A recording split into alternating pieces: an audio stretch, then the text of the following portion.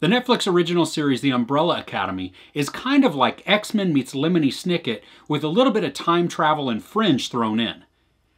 Gosh, you know what? I think, no, I should change that. I think I can do that better. The Netflix original series, The Umbrella Academy, is kind of like X-Men meets Lemony Snicket with some time travel thrown in and a little bit of fringe. You could also think of it as kind of like a dysfunctional adjustment bureau.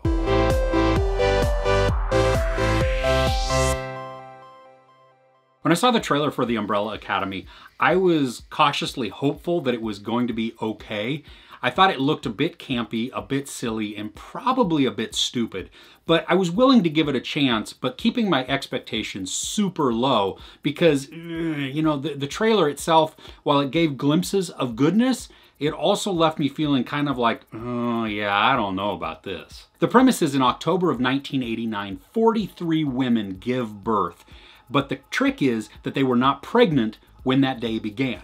And so then you have this just eccentric billionaire who has traveled the world after these children were born, and he tries to get them, to collect them, to buy them. Well, he ends up getting 7, and he opens an academy, or what he calls the Umbrella Academy. And what that is he then trains these children to develop the powers that they have. So not all the powers are evident at the very beginning, and some we don't see their full force until much later in the series. Now, this series itself is 10 episodes long. They're each about an hour long, so it's totally bingeable if you choose to within a day or even over a weekend. In episode 1, it starts out a little bit slow and it's kind of intriguing and it's meant to grab you, but I wasn't totally sure right off the bat if I was going to really enjoy the series or if I was just going to have to trudge through it to then create this review. Well, what really sold me on episode 1 is the music and the soundtrack. And it follows that throughout each episode, that there are a couple of iconic songs that just add and enhance the action that's happening on screen. And in episode 1, you have all of the siblings have come back together because of the death of their father. And they're all in this giant house, and they've all, at this point, separated. And one of the brothers, I mean, they're not technically brother and sister, but they've been raised together, so they call each other brother and sister. And, you know, they're all the exact same age, even though they're not really related. But regardless, one of the brothers puts on a record. And it happens to be Tiffany's I Think We're Alone Now. And he cranks up the volume.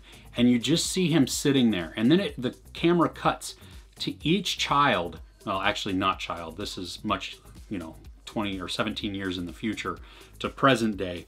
And they're older. And they're in each of their rooms.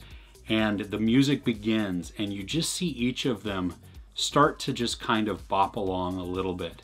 And what happens is, as the song is going, each of them comes into their own and they start doing their own little dance party. And it was amazing. I mean, first off, the song is great. It is such a good pop song. But then to watch all of the characters in each of these different rooms, especially as the camera pans out and you see them all in their own styles and everything, just beating along to the same song, it was awesome and it really sold me. There's also some great action scenes with There Might Be Giants and even Queen and Radiohead too. Now at the end of that first episode, I was totally intrigued. I was really invested and I was ready to see more. Some of the brothers and sisters are, well, they have unique powers, but one in particular, Luther, when you see him, especially as the adult, I mean, it looks like he has never missed an arm day at the gym.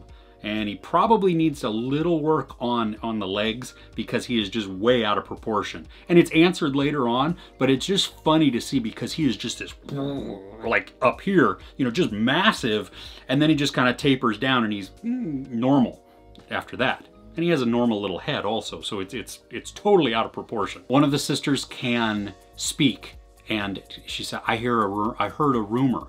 And then she says it, and it influences the person that she's speaking to do whatever she said. There's also one that can teleport. There's a guy that's really, really good with knives. I mean, he is crazy good with throwing knives. There's one that you only see a shadow of, and he takes out a whole bunch of people all at once, and that's all I'm gonna say with that. And then we also have Vanya, who is played by Ellen Page, and she doesn't have powers. She is the one out of all of these siblings who just doesn't have any powers. And so she is relegated, especially as a child, to taking notes, to helping her father, to, you know, checking off research or whatever it is. She's left alone. She's not allowed to be in the photos. She's not allowed to wear the mask and be part of that. She's not part of the publicity because she doesn't have any powers. This does play into the larger story, which I love.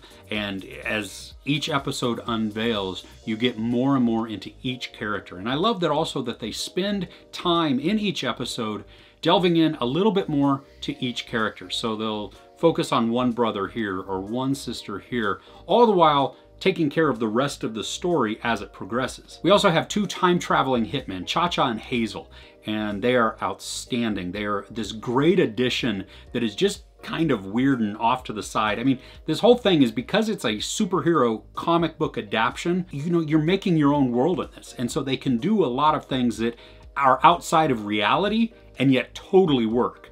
And in episode 3, there is a scene directly out of No Country for Old Men that I loved. Now, as far as the graphics and the special effects go, some are really, really good. And some are just kind of questionable, you know, so it's not overall consistent. And that's the same with the cinematography as well. Some is very cinema-like, and some of the action is just super well choreographed and framed really, really well.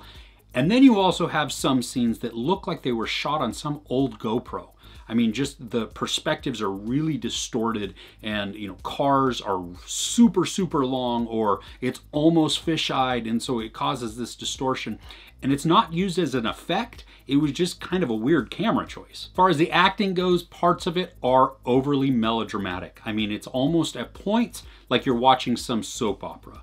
A lot of it, though, is right on point. It's really good to watch. I mean, they click well, the characters work together, and it's a lot of fun. And it's a good mixture of comedy and drama all combined together. One brother sees dead people, or he has the ability to conjure dead people, and I really liked his character because, not only because of this, but just of his vulnerability that he has. He also struggles with drug abuse, and so you see just this constant wave of him sober, not sober, sober, not sober, and trying to deal with all of that, and also finding his place because, you know, he's an utter disappointment to his family, to his parent, his dad, really, and not even his real dad. But to watch him was really good, and he is just a key character also. I mean, all of the characters work together to make this cohesive unit. There is an underlying mystery that is going through the entire series, and I love it because after each episode it builds a little bit more and a little bit more and a little bit more. And if it's possible, each episode as it goes on,